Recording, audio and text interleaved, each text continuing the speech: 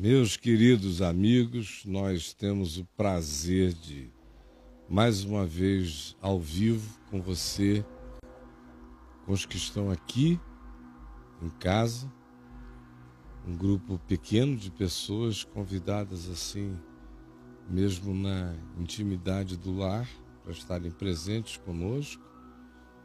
E você que está nos assistindo no mundo inteiro, da Índia à Oceania, do Brasil aos extremos gelados do Canadá até do Alasca, de norte a sul, de leste a oeste do planeta, em todos os lugares. Que Deus nos visite. Hoje nós vamos ter um momento de ceiarmos juntos. Aqui ao meu lado eu tenho o pão e tenho o cálice com vinho. E nós vamos comer o pão e beber o cálice. Nós, os que estamos aqui. E hoje de manhã eu convidei ao vivo os que estavam comigo no Papo de Graça para que em casa convidassem os seus amigos ou estimulassem pessoas que não são acessíveis, que estão sozinhos, para que peguem o pão e peguem do cálice e participem conosco, juntos, na liberdade da ceia que não é do homem, da ceia que é do Senhor, que é de todos nós. Então, aonde quer que você esteja, faça deste o seu momento igreja mesmo. Acabar com essa história bandida e diabólica de desigrejados. Só é desigrejado quem não conhece a Cristo. Quem é de Cristo é um ente igreja. A menos que alguém diga, eu não sou de Cristo, esse tal não é igreja. Mas quem diz, eu sou de Cristo, esse tal é igreja, é membro do seu corpo. E nós todos somos membros uns dos outros. Quer possamos nos tocar ou não, somos, pela palavra, alimentados. E quando podemos nos encontrar, usufruímos do encontro. Quando não podemos nos encontrar, não é por causa disso que não usufruímos da presença. Da presença. Jesus, nós te invocamos. Aqui entre nós, na tranquilidade, na leveza da nossa casa, na simplicidade e singeleza do que acontece em casa mesmo. E nas vidas de todos os demais, espalhados por todo este planeta, aonde quer que pessoas estejam tendo comunhão conosco em Ti, e contigo, Senhor Jesus, no Pai, pela unidade criada pelo Espírito Santo, que não conhece espaço-tempo, mas que reconhece a confissão dos corações dos 2, 3, ou milhares ou milhões reunidos em Teu nome, aqui e em qualquer lugar da terra, nessa comunhão invisível aos nossos sentidos, porém perceptível no nosso espírito, como disse Paulo, quer no corpo, quer fora do corpo, quer presentes, quer ausentes. Esta é uma comunhão que o nosso espírito sabe que existe em Ti, Senhor Jesus. E porque estamos vinculados a Ti em fé, e porque dizemos amém e concordamos com o Evangelho, estamos de acordo uns com os outros. E o sangue de Jesus nos purifica de todo pecado. E Tu disseste, eu aí estou no meio deles.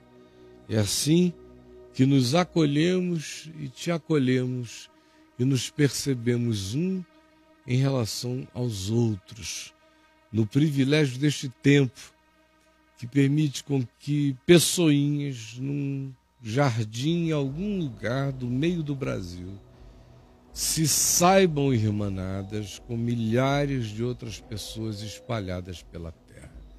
Obrigado pelo privilégio desta hora e pela eficácia dessa comunicação e dessa comunhão e desta unidade de pensamento, consciência e intenção no teu espírito que transcende o espaço-tempo, porque em ti, Jesus, o mar já não existe. Em teu nome, amém e amém. Gente amada, eu quero ler para nós e para todos quantos nos acompanhem agora aqui na VMV TV, na carta de Paulo aos Coríntios, no capítulo 11, onde Paulo nos diz, a partir do verso 17 e até ao verso 30, 31 no máximo, ele diz o seguinte: nisto, porém, que vos prescrevo, não vos louvo, não vos elogio, porquanto, quando vos reunis, vos ajuntais para o culto ou para a ceia, para esta reunião de louvor, adoração, congregação de vocês, para esse encontro igreja, não é para melhor que vos reunis, e sim para pior. Cada culto de vocês piora a alma de vocês. É o que Paulo está dizendo. Nisto, não posso nem dizer que é bom que vocês se encontrem, porque cada vez que vocês se encontram, vocês se pioram. Porque, antes de tudo, eu sou informado do fato de haver divisões entre vós, muitas divisões, muitas desuniões, muitas críticas, muitos espíritos prevenidos, muitas suspeições. Sim, é disso que eu sei sobre vós. Quando vos reunis no ajuntamento que vocês chamam igreja, é isto que chega a mim como o que lateja em vocês, e eu, de fato, creio na informação que recebo. Porque sei quem vocês são. Porque até mesmo importa, de acordo com o que sou informado, que haja entre vocês grupos, partidos, denominações, divisões, separações, para que também os que se sintam e se julguem aprovados por qualquer que seja o critério de superioridade adotado na carnalidade de vocês, esses se tornem mais conhecidos no meio de vocês, seja porque a igreja é grande, ou porque tem dinheiro, ou fama, ou qualquer forma de reconhecimento. É isso que vocês cultuam. Quando vocês se reúnem, vocês se exibem. Além de que estão totalmente divididos, vocês também praticam exibicionismo nas reuniões de vocês. Quando, pois, vocês se reúnem no mesmo lugar para partir do pão, para beber do cálice, com gratidão, numa reunião solene, não deveria ser isto a ceia do Senhor que vocês estariam comendo? Na realidade, quando vocês se reúnem com esse propósito, eu vos digo, Paulo afirma, não é a ceia do Senhor que comeis. Não é. Desse jeito, desse espírito, não tem nenhum milagre acontecendo em coisa alguma. Vocês comem quem vocês são. Quando, pois, vos reunis no mesmo lugar e chamais isto de Eucaristia, ceia do Senhor, eu vos digo, não é a ceia do Senhor que estáis comendo. Estáis comendo a vós mesmos. Porque ao comerdes, cada um toma antecipadamente a sua própria ceia que trouxe de casa. Porque no primeiro século era assim, cada um levava de casa seu pão, sua comida, seu vinho, sua safra de vinho, os seus melhores víveres. Cada um levava, e como havia pobres, remediados, ricos e abastados, havia muitas mesas com qualidades distintas de alimento. E Paulo diz, ora, vocês além de se reunirem para pior e não para melhor, porque vocês se reúnem no espírito da divisão, da guerra, da separação, e eu sei que é verdade. Além disso, vocês se reúnem no espírito do empavonamento, da fanfarra, da popularidade, da fama, da busca de importância, de reconhecimento. É a ceia das afirmações carnais que vocês estão tomando. Portanto, não é a ceia do Senhor. E além disso, vocês trazem de casa, no exibicionismo social, econômico de vocês, as melhores comidas para se diferenciarem dos pobres entre vocês. Que quando trazem alguma coisa, trazem o pão pobre, duro, burulento, pior vinho.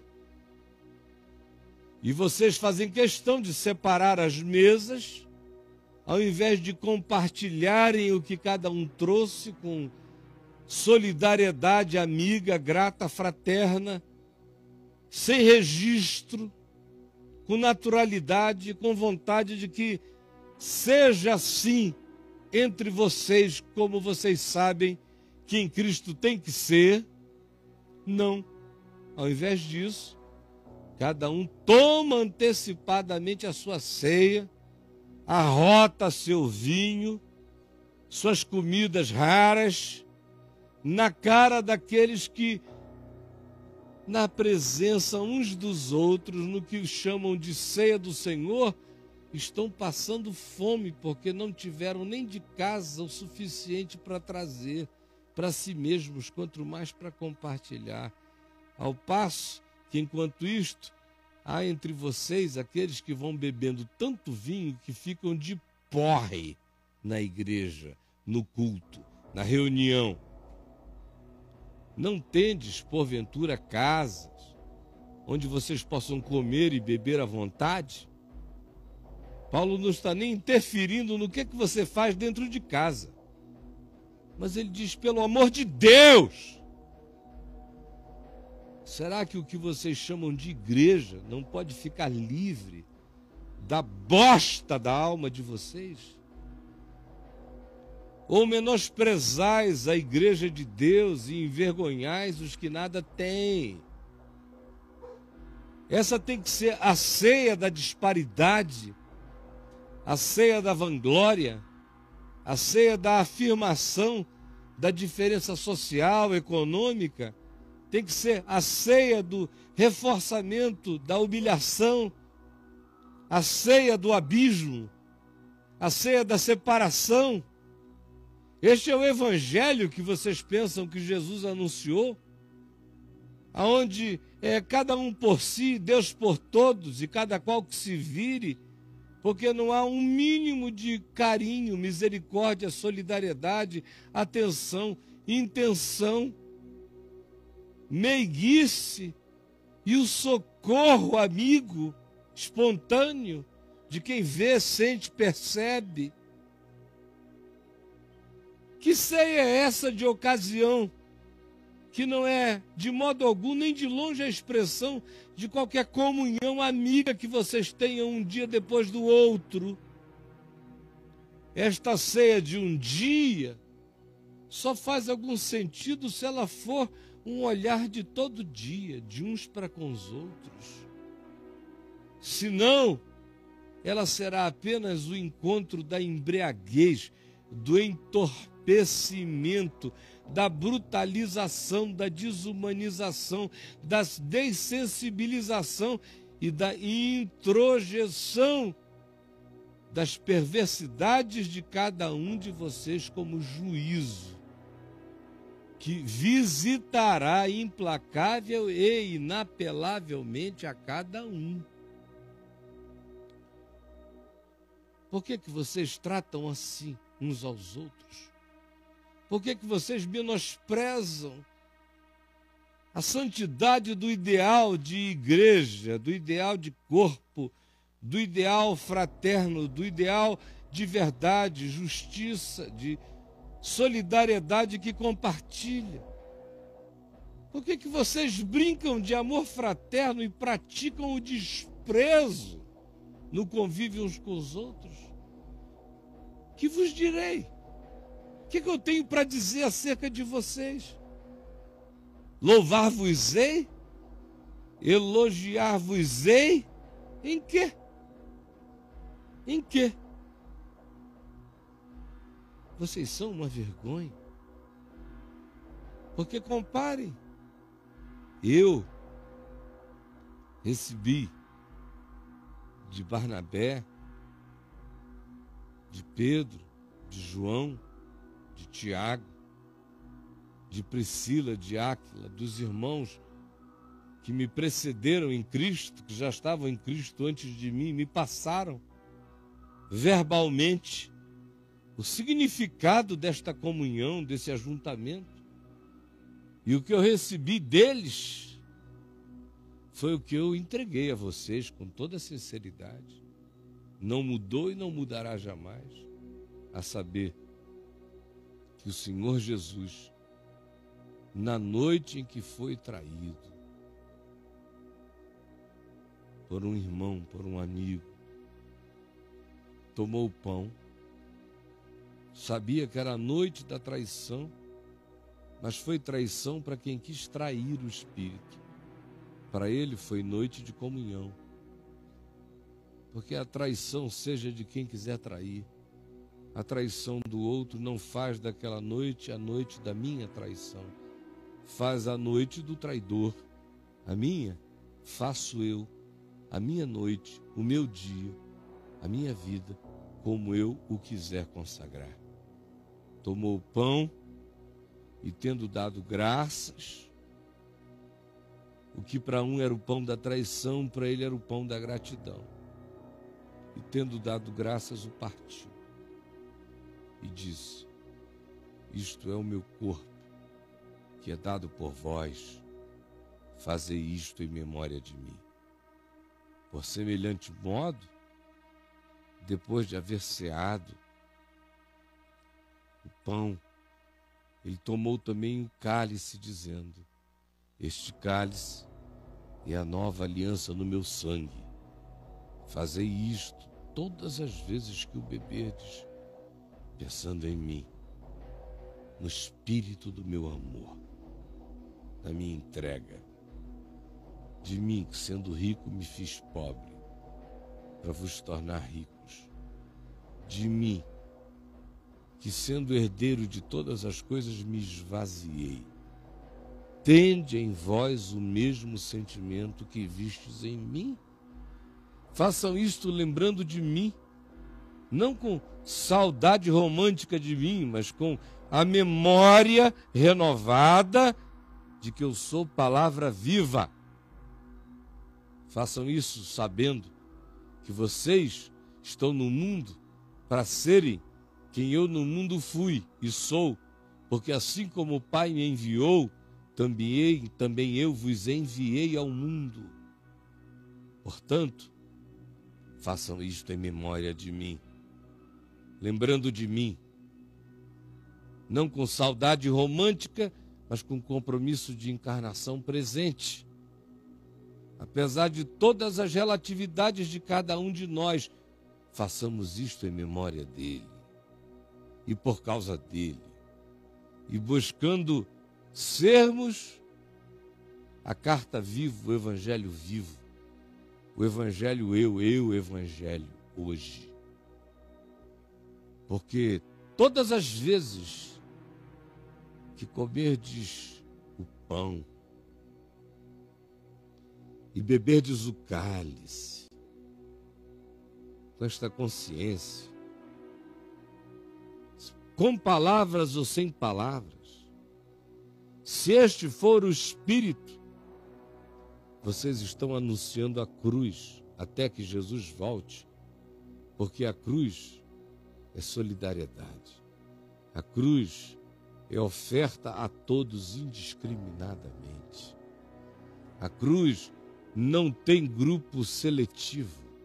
A cruz não tem os favoritos de Deus e os não favorecidos. Em volta da cruz, todos são convidados à mesma mesa, à mesma comunhão. Quem tem sede, vem a mim e beba. Quem tem fome, vem a mim e coma. Quem crer em mim, de fato, e acolher as minhas palavras, esse nunca mais terá fome e nunca mais terá sede. As minhas palavras são verdadeira comida e bebida. Comam a minha carne, bebam o meu sangue, sabendo que eu não vos convido para uma ceia canibal, porque a carne e sangue, de fato, para nada aproveitam. Quando eu digo comam minha carne e meu sangue, eu digo comam as minhas palavras. As minhas palavras é que são espírito e são vida. Façam isto em memória de mim. Façam isto em memória de mim, porque todas as vezes que este for o Espírito, aí haverá comunhão. Sejam vocês muitos ou poucos, se o Espírito for este em qualquer encontro humano, aí há a comunhão com Cristo, com seu corpo, com seu sangue, com a sua vida, com a sua morte, com a sua ressurreição. Porque todas as vezes que comerdes assim o pão e assim beberdes o cálice, anunciais a cruz até que Jesus volte.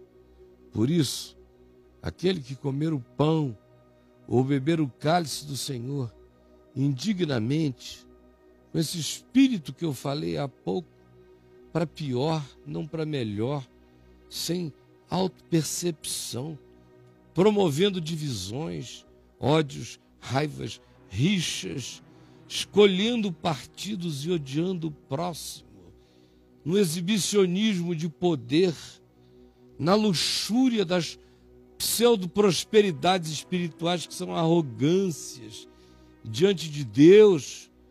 Enquanto vocês assim agem, cuidando primeiro de vocês antecipadamente, não tendo o carinho nem a calma de esperarem os outros, de ajudarem os outros, de acolherem os outros.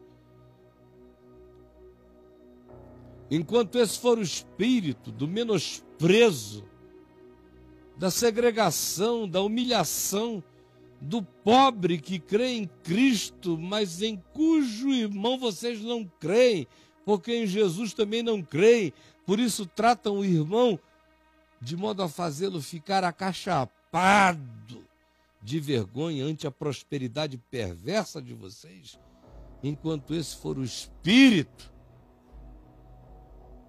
vocês estão tomando do pão e comendo do vinho, bebendo do vinho e comendo do pão indignamente. Aquele que assim comer o pão e assim beber o vinho, come indignamente e se faz réu do corpo e do sangue do Senhor. Porque quem é aquele que representa o corpo e o sangue do Senhor diante de mim, senão meu irmão? Meu irmão que é corpo de Cristo, meu irmão que é sangue, é vida de Deus para mim, meu irmão que é aquele em quem Deus determinou que o meu amor por Deus será conhecido. Por isso, aquele que comer o pão e beber o cálice do Senhor, nesse espírito de indignidade para com o próximo, se faz réu do juízo, da vergonha, da diferença, da divisão, do fosso que estabeleceu como juiz togado entre si e o seu irmão. Não julgueis para que não sejais julgados. Examine-se por causa disto, sabendo disto, por esta consciência, por causa deste entendimento. Examine-se cada um a si mesmo. e veja se o espírito da divisão, do fosso, da separação, da rejeição, do menosprezo, da vergonha deliberada provocada no outro, da superioridade, da vanglória, da arrogância, se o espírito da indiferença, do descaso, estão presentes em nós, em você, em mim. Examine-se, veja, pois, o homem, discirna a si mesmo, compreenda-se, enxergue-se, perceba a sua natureza, a qualidade interior que carrega. E assim, se conhecendo, se examinando, em relação ao próximo, coma do pão e beba do cálice. Tranquilo. Um coração que ama o próximo cobre multidão de pecados do próximo e até os seus próprios, porque todo misericordioso para com o próximo encontra misericórdia diante de Deus. Assim, pois, coma e beba. Mas quem come e bebe, pensando que está comendo pão e bebendo vinho, sem entender que quando nos reunimos nesse espírito, não estamos comendo pão e nem bebendo vinho. Nos reunimos para servir pão e servir vinho para os outros, para servirmos nossa vida e servirmos nossa vida. É dádiva. Da minha parte para com o outro, é dádiva de mim para com ele. E eu espero que seja dádiva dele para comigo. Quem come e bebe sem entender isto, que a gente não está brincando de pãozinho e nem de cálicezinho, mas de corpo de Cristo, que não é brincadeira, que não discerne isto e trata o próximo com todas as coisas que até aqui foram ditas que são blasfemas contra a alma dele, esse que assim pratica, come e bebe juízo para si. Você preocupado com o que foi que fez com a sua boca, se beijou, se não beijou, se pegou, se não pegou. E Paulo está aqui dizendo, escuta, como é que você trata o próximo, a vida, do que é feito o teu dia a dia, teu encontro humano. Da tua mulher, tu que és casado, do teu marido, tu que és casada, a qualquer um outro, tu que te sentes o mais livre de compromisso dos homens e que não transitas como uma ilha irreferente no universo, tens como referência teu irmão, teu próximo. Quem não discerne que todo encontro humano é um encontro de bênção ou de juízo, come e bebe juízo para si. Todo casamento é bênção ou é juízo? Toda amizade é bênção ou é juízo? As nossas fraternidades são bênçãos ou são juízos? Depende de como a gente olha, de como a gente, o que a gente traz. Qual é o nosso espírito? O que a gente propõe? Eu encontro com o meu próximo, qual é a minha proposta? É pão, é vinho ou é veneno relacional? É aproveitamento? É o quê? Ou é indiferença? É só uma social religiosa? Meu Deus, quem come e bebe sem discernir o corpo, sem saber que aquela comunhão é comunhão do corpo de Cristo, é comunhão dos que supostamente dizem, eu tenho consciência de que em torno da cruz nasce a nova sociedade, nasce a sociedade da não discriminação, nasce a sociedade da não acepção de pessoas, nasce a nova humanidade, a semente da humanidade, da misericórdia, do acolhimento, da graça, da bondade, da verdade, da justiça, do respeito, da reverência. Quando nós nos santificamos uns para os outros, nos separamos diante de Deus para sermos realizadores do bem ao próximo. Examine-se, por isso, cada um a si mesmo. Agora, chegamos aonde eu queria chegar desde o início. Eu só estou lendo. Eis a razão. Eis a razão. Eis a causa. Aqui está o diagnóstico psicológico, espiritual, psicossomático, de haver entre vós muitas almas, muitas psiques fracas, frágeis, doentes, muita gente doente, doente de alma e doente de corpo, fragilidades psíquicas e doenças físicas. E não é pequeno o grupo dos que vão morrendo desnecessariamente. Ele diz, e não poucos são os que dormem, é uma expressão antiga para dizer os que estão morrendo. O que Paulo está dizendo é, vocês estão se matando de vocês. O olhar de vocês para com o próximo. O fato de que vocês dizem, Deus, tu és Deus. Que vocês invocam a Deus enquanto praticam a iniquidade, introjeta em vocês o pior dos males. Antes vocês fizessem os males de vocês em nome de vocês mesmos, já teria gravidades enormes. Mas querer santificar a maldade de vocês introjeta câncer, fraqueza, depressividade, medo, angústia, pânico, todo tipo de enfraquecimento e de morte prematura.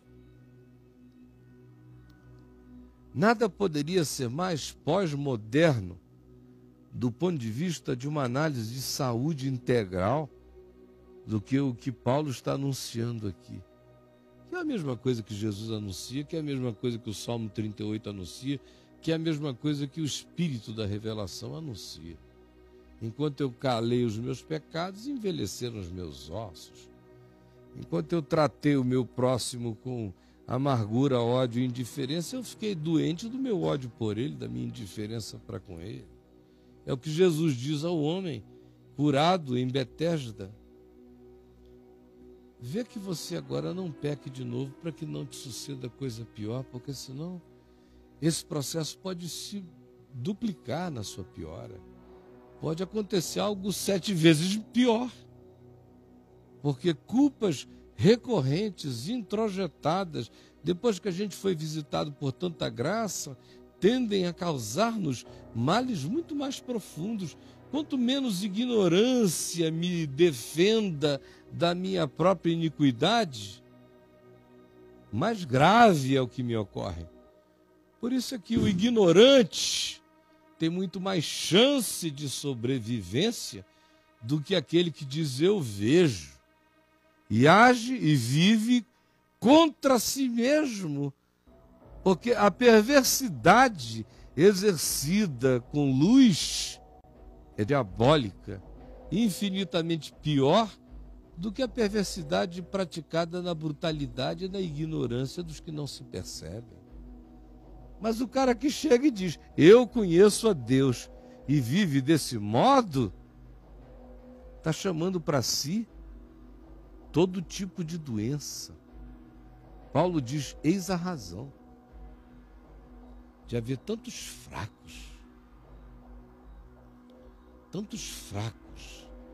fracos mentalmente, espiritualmente, tanta gente débil. Porque você pensa que dá para ir brincando de atropelando o outro e invocando o nome de Deus.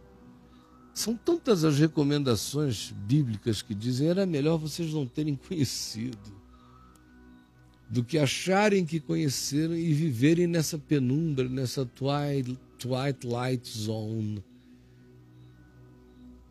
nessa área de quase luz e quase trevas, que é como a maioria vive, nesse ambiente de vampiros, de híbridos, que nunca serão tal coisa, porque ninguém é quase de Deus e quase do demônio.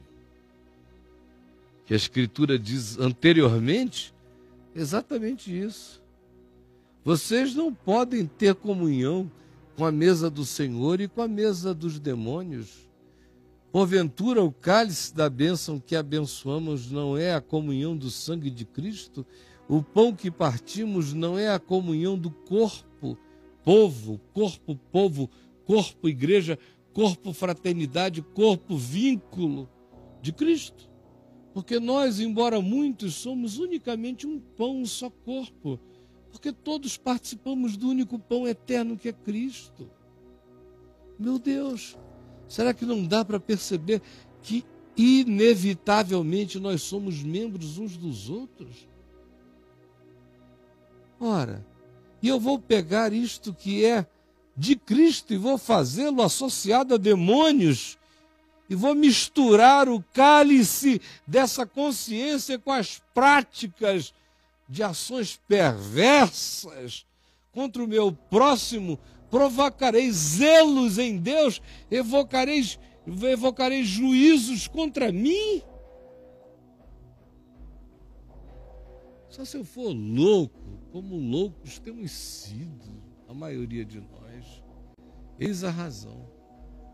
Porque há entre nós muita gente doente de todo tipo de doença. Doenças da culpa, doenças da arrogância, doenças da indiferença, doenças da supremacia, doenças da luxúria relacional, doenças da superioridade, doenças da vaidade, doenças da inveja. Tudo que Paulo diz que eles praticavam em torno da igreja. Vocês se reúnem para piorarem-se a si mesmos e uns aos outros. Essa é a anti-igreja, é a anticomunhão. Isso é a anti-ceia, é a anti-vida. É o anti-evangelho que vocês estão comendo e bebendo. Eis a razão porque há tanta gente fraca. E tanta gente adoecendo, psicossomatizando. Você está pensando que além de culpa, tudo mais não se psicossomatiza? Nós damos muita ênfase à psicossomatização da culpa, associada à culpa moral. Mas existem tantas manifestações de culpa que não caem dentro do critério popular de juízo moral, mas que incidem sobre aquilo que minha consciência chama de pecado, e eu sei. Você diz: eu não sou nenhum indecente social. Não do ponto de vista de que você seja um promíscuo, talvez, ou qualquer coisa do gênero. Mas Paulo denuncia aqui o indecente social. E ninguém aqui é prostituta, ninguém aqui é puto de boate. Não, tudo aqui é rato de igreja, arrogante, indiferente, não dando a mínima para o próximo, cuidando só do próprio umbigo, querendo se dar bem, buscando antecipações e privilégios, numa corrida intensa. Ora, isso aqui é o diabo para a mente, é o diabo para a carne, para a alma. Isso adoece qualquer um, enlouquece qualquer um. Isso aqui não só adoece o cara psicologicamente, introjetando nele tanto taras quanto arrogâncias diabólicas, quanto também somatiza nele doenças de todos os tipos. Não é só a culpa que se vincula a sexo, mas as culpas não categorizadas por essa sociedade hipócrita e por essa igreja torpe, mas que a consciência da gente sabe que são perversidades. E que, nesse critério, meu Deus, a maioria de nós vive indigna e indecentemente o tempo todo. Eis a razão porque você anda tão fraco, tão cheio de doença, e porque a morte ronda tanta gente. Porque as pessoas vão morrendo delas mesmas.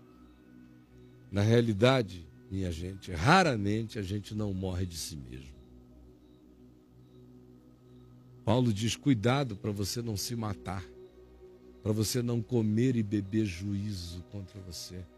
Porque esse pão não existe fora de mim. Esse pão passará a ser projeção da minha consciência. Passará a ser projeção do meu olhar. De como eu interpreto o próximo. De como eu interpreto minha mulher, meu marido, meus filhos, os que comigo convivem, meu irmão, meu vizinho, qualquer um, meu próximo. Eu vou comer a mim mesmo em relação ao outro. Esse é o pão. Ele não existe fora de mim, ele sempre será uma projeção. Por isso eu sempre comerei a mim mesmo. Se o meu olhar envenena o outro, eu vou comer o meu veneno. Se o meu olhar é desprezo, eu vou comer o meu desprezo. Se o meu olhar é juízo, eu comerei o meu juízo. Se o meu olhar é luxúria, eu comerei a minha luxúria. Se o meu olhar é de avareza, eu comerei a minha avareza. Se o meu olhar é de superioridade, eu comerei a minha soberba. Meu Deus, é evangelho, e como é evangelho, não podia ser mais simples. Esse cálice, por exemplo, não existe fora de mim. Esse cálice sou eu, esse vinho aqui não existe aqui. Esse vinho só existe em mim. Ele pode ser bênção ou pode ser maldição, depende. O que eu sirvo para os outros? O que eu ofereço? Quem prova de mim, prova o quê? Quem bebe de mim, bebe o quê? Porque eu beberei o que eu sirvo a você e aos que estão à minha volta.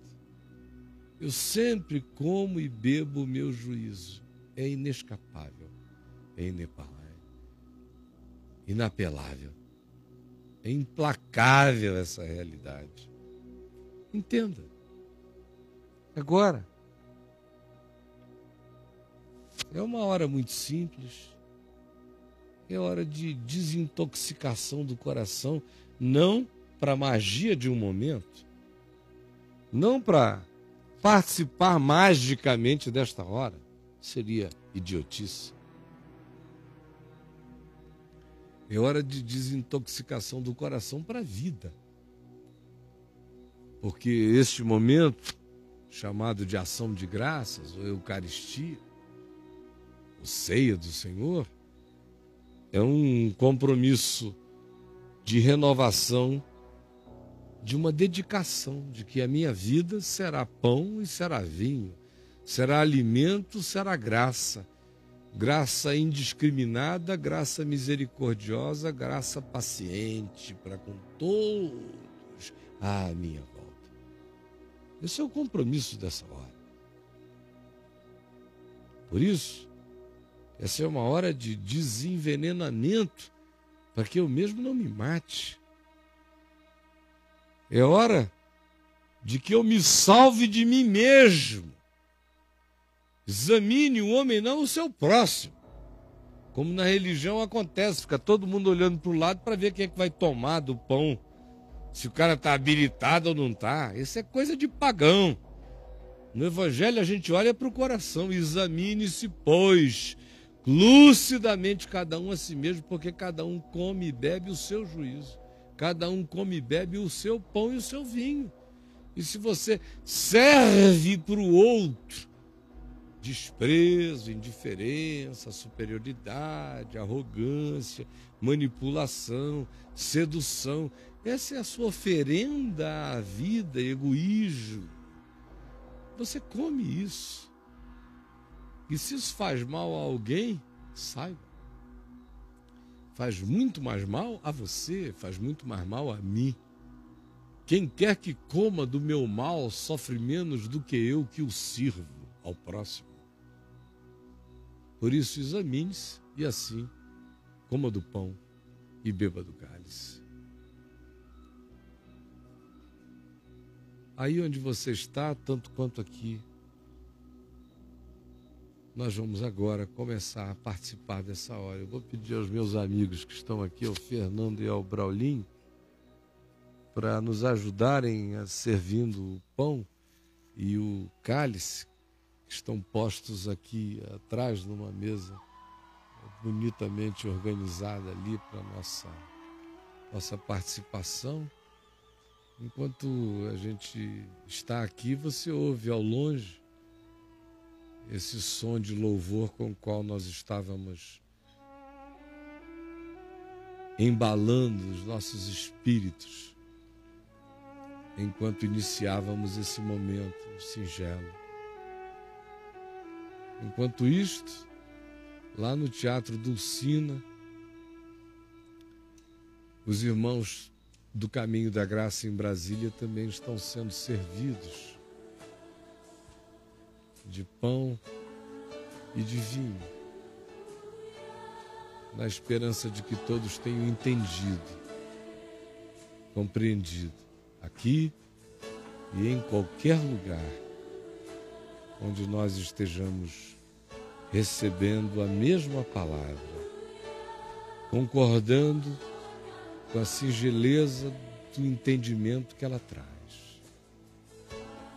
Para a vida se espera. Como disse Paulo, nisto, referente aos encontros de vocês, infelizmente eu não posso dizer que tem sido bom. Porque quando vocês se reúnem, vocês não têm se reunido para o bem. Vocês não têm se reunido para melhor. Vocês têm se reunido para pior. E eu fico vendo a quantidade, os milhões de indivíduos que vão às chamadas igrejas, às agremiações religiosas, onde reina a inveja, a disputa, a luxúria, a sensualidade, a inveja, a ansiedade pelas prosperidades contábeis, quantificáveis, materiais. Meu Deus, onde o pobre é cada vez mais pobre e o rico se jacta de estar cada vez mais abençoado. E aonde fica proibido ajudar o irmão pobre, porque todo o dinheiro tem que ser colocado na mão do apóstolo ou no gasofilácio do bispo. Socorrer o pobre é pecado diante de Deus, porque todo o dinheiro tem que ir para a organização. Meu Deus! E depois as pessoas não sabem por que há entre nós, como nunca antes, tantos fracos de alma. Tanta gente que perdeu a mente, que perdeu até o cérebro, perdeu a menor resistência, já não habita nele. Tanta gente doente, tanta gente morrendo de angústia, de medo, de pânico, que estão comendo a desgraça que lhes é ensinada e que neles é piorada, de modo que quando se reúnem não é para melhor, é para pior. Hoje a gente pode se reunir para cura ao invés de ser para doença. A gente pode se reunir para ficar mais forte, ao invés de ser para enfraquecermos. Hoje a gente pode se reunir para a saúde, não para a doença. Em nome de Jesus, se nos reunirmos tendo sua bandeira sobre nós, a bandeira dele sobre nós é amor, é misericórdia, é perdão, é acolhimento, é graça, é segunda milha a ser ofertada, um olhar esperançoso para com o próximo, porque o amor tudo crê, tudo espera, tudo suporta, jamais acaba. O amor não é invejoso, não é ciumento, não se regozija com nenhuma forma de maldade, de injustiça, só se alegra com o que é verdade. Por isso é que ele aguenta tudo e vai em frente. Por isso é que ninguém fica doente de verdadeiro amor. A gente adoece de paixão, adoece de possessividade, adoece de maldade apelidada de amor. Mas do amor de Deus em nós, o amor que dá, que é altruísta, que é bondoso, que é perdoador, ninguém jamais ficou doente de tal amor. Esse amor cura, esse amor ressuscita dos mortos, esse amor faz todos os milagres. E assim, meus queridos irmãos e amigos, eu quero que comamos do pão e bebamos do cálice, mas eu quero trocar com você, minha mulher, pelo menos o meu pãozinho aqui, ó. Vou trocar tudo. Aqui, ó. Pegue o seu.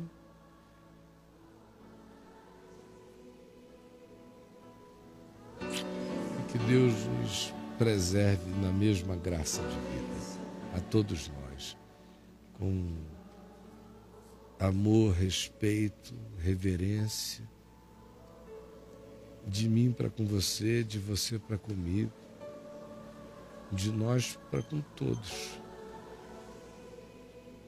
Quer os outros nos reverenciem ou não,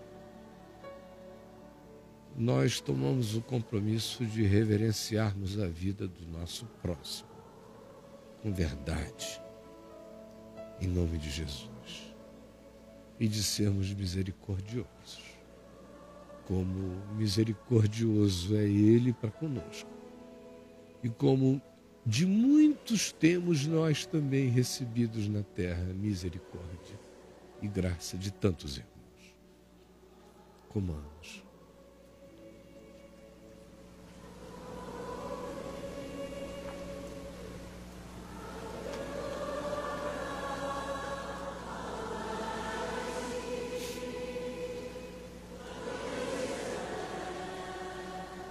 Eu como a minha disposição de me dar como pão de perdão, de amor, de graça, de misericórdia, de aceitação. Eu como a confissão do meu coração em Ti, Jesus. E bebo a confissão da vida de Cristo, da misericórdia dele sobre mim. E digo, bebendo este cálice, perdoa as minhas dívidas, assim como eu tenho perdoado os que pecam contra mim. Assim, eu bebo do cálice da minha própria oferta de misericórdia, amor e graça.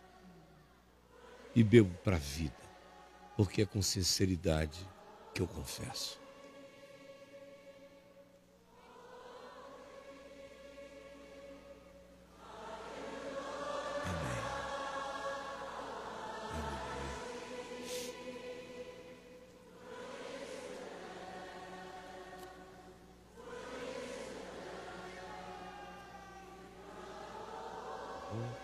Gente querida aqui comigo, muito obrigado, todo mundo, vocês que ficaram desde o debate, né, desde a tarde. Obrigado, de coração. A Nejazinha ali atrás, Deus te abençoe, minha amiga querida. E vocês, gente amada, a Dorita, a Naná, aqui a nossa querida Ana Paula, a moçada toda aqui, ó, o Braulio, que veio com a Bia, a Vanessa, o Fernando, e ali o Dilson, a Rosângela, e o pessoal atrás, o Gabiru, meu amigo Gerry, o Tiago lá dentro, o Sami aqui, enfim, você e todos nós. Que Deus nos abençoe, e o pessoal do Dulcino, um beijão para todo mundo. Que a graça de Deus seja sobre todos nós. Vejo todo mundo ao vivo no Papo de Graça às 10 horas da manhã. Deus nos abençoe. Bye, bye, planeta Terra.